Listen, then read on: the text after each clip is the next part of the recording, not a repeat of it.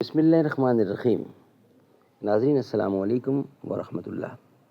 ناظرین وی log number 374 اور آج چھٹی قسط ہے، صفحہ نمبر ہے 403 اور یہ ہیڈنگ چل رہا ہے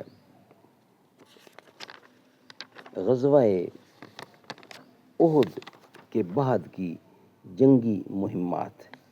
یہ ہیڈنگ ہمارا چل رہا ہے ناظرین۔ اس کا سب ہیڈنگ تھا سریہ ابو سلمہ عبداللہ بن انیس کی مہم، رجی کا حادثہ،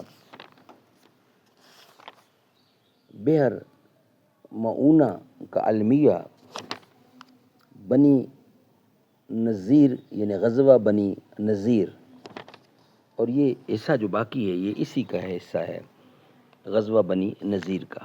کتاب ہے سیرت النبی کی۔ اس کتاب کا ٹائٹل ہے الرحیق المختوم۔ اس کتاب کے رائٹر ہیں مولانا صفی الرحمان مبارک پوری۔ سیرت النبی صلی اللہ علیہ وسلم پر دنیا بھر میں اول انعام یافتہ یہ کتاب ہے الرحیق المختوم۔ ناظرین، رابطہ عالم اسلامی مکہ مکرمہ کے زیر اہتمام منعقدہ سیرت نگاری کے عالمی مقابلہ میں اول آنے والی عربی کتاب کا یہ اردو ترجمہ ہے جو ہم آپ کے سامنے رکھ رہے ہیں۔ نحمده ونصلي على رسوله الكريم بسم الله الرحمن الرحیم۔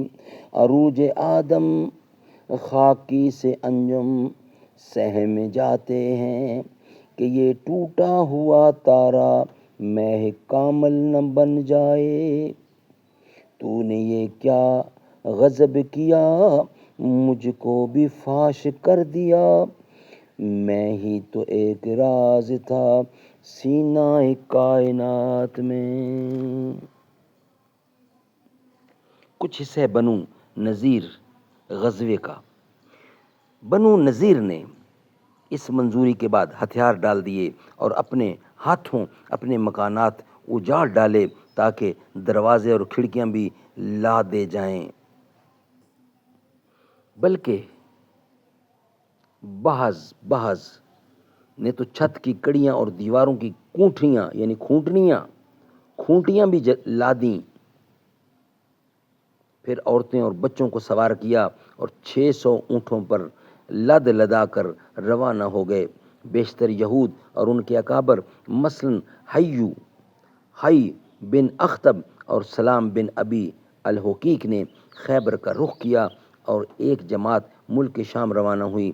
صرف 2 آدمیوں یعنی یامین بن عمر اور ابو سعید بن وہب نے اسلام قبول کیا، لہٰذا ان کے مال کو ہاتھ نہ لگایا گیا۔ رسول کریم صلی اللہ علیہ وسلم نے شرط کے مطابق بنو نذیر کے ہتھیار، زمین، گھر اور باغات اپنے قبضے میں لے لیے۔ ہتھیار میں 50 زرہیں، 50 خود اور 340 تلواریں تھیں۔ بنو نذیر کے یہ باغات، زمین اور مکانات خالص رسول اللہ صلی اللہ علیہ وسلم کا حق تھا۔ آپ کو اختیار تھا کہ آپ اس سے اپنے لیے محفوظ رکھیں یا جسے چاہیں دیں۔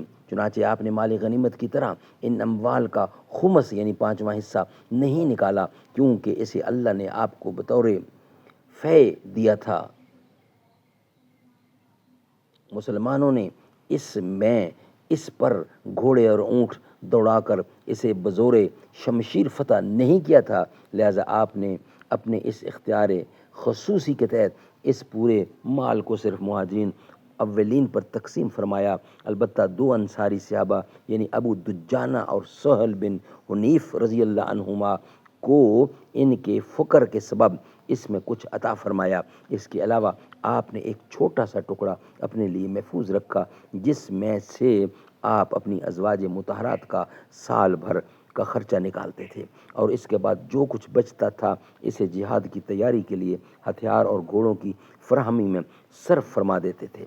غزوہ بنو نذیر ربیع الاول سنہ 4 ہجری اگست 625 عیسوی میں پیش آیا، اور اللہ تعالیٰ نے اس تعلق سے پوری سورہ حشر نازل فرمائی جس میں یہود کی جلا وطنی کا نقشہ کھینچتے ہوئے منافقین کے طرز عمل کا پردہ فاش کیا گیا ہے اور مال فے کے احکام بیان فرماتے ہوئے مہاجرین و انصار کی مدح و ستائش کی گئی ہے، اور یہ بھی بتایا گیا ہے کہ جنگی مسالے کے پیش نظر دشمن کے درخت کاٹے جا سکتے ہیں اور ان میں آگ لگائی جا سکتی ہے۔ ایسا کرنا فساد فی الارض نہیں ہے۔ پھر اہل ایمان کو تقوی کے التزام اور آخرت کی تیاری کی تاکید کی گئی ہے۔ ان سب کے بعد اللہ تعالیٰ نے اپنی حمد و ثنا فرماتے ہوئے اور اپنے اسماء و صفات کو بیان کرتے ہوئے سورت ختم فرما دی۔ ناظرین، ابن عباس رضی اللہ عنہ اس سورت حشر کے بارے میں فرمایا کرتے تھے کہ اسے سورت بنی نذیر کہو۔ سبحان اللہ، سبحان اللہ۔ ناظرین، ہمارا یہ ویلاگ یہاں ہی مکمل ہوتا ہے۔ نیکسٹ ویلاگ ہے غزوہ نجد، غزوہ ناجد، غزوہ نجد۔ انشاءاللہ یہ ہم آپ کے سامنے رکھیں گے نیکسٹ یعنی کمنگ ویلاگ کی صورت میں۔ ناظرین، یہ ویلاگ ہمارا یہاں ہی مکمل ہوتا ہے۔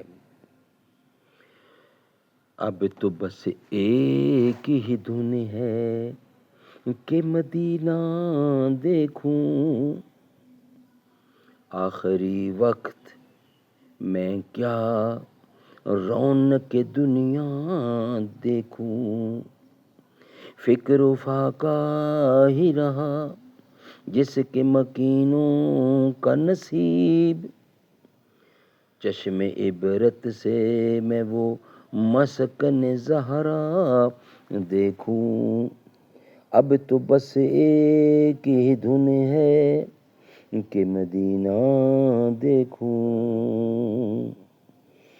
از افق تا بے افق ایک ہی جلوہ دیکھوں، جس طرف آنکھیں اٹھے روضہ والا دیکھوں، میں کہاں ہوں یہ سمجھ لوں تو اٹھاؤں نظریں، دل سنبھل جائے تو میں جانب خضرا دیکھوں، دل سنبھل جائے تو میں جانب خضرا دیکھوں،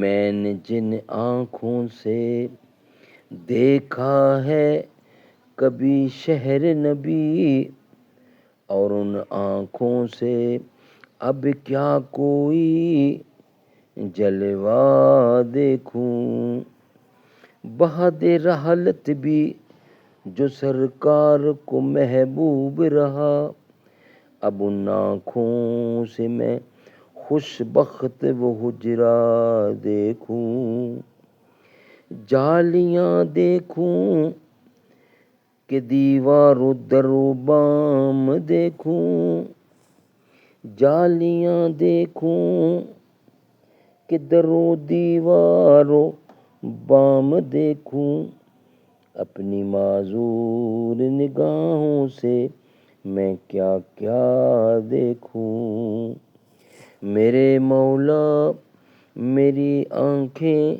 مجھے واپس کر دے، تاکہ اس بار میں جی بھر کے مدینہ دیکھوں، جن گلی کوچوں سے گزرے ہیں کبھی میرے حضور، ان میں تا حد نظر نقش کف پا دیکھوں، تاکہ آنکھوں کبھی احسان اٹھانا نہ پڑے، قلب خود آئینہ بن جائے میں اتنا دیکھوں، کاش اقبال یوں ہی عمر بسر ہو میری، صبح کہا بھی میں ہوں اور شام کو طیبہ دیکھوں، اب تو بس ایک ہی دھن ہے کہ مدینہ دیکھوں۔